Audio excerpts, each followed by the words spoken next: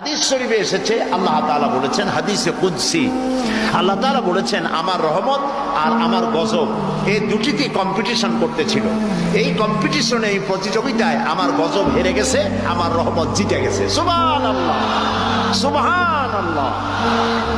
তার মানে হলো, বান্দারে, তোমার গুনাহ যদি পাহাড় সমান হয়, আমার রহমত আকাশ সমান।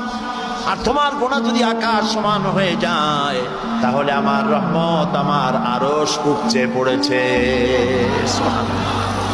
গুনাহ মাপ চাও, মাপ করে দেওয়া হবে।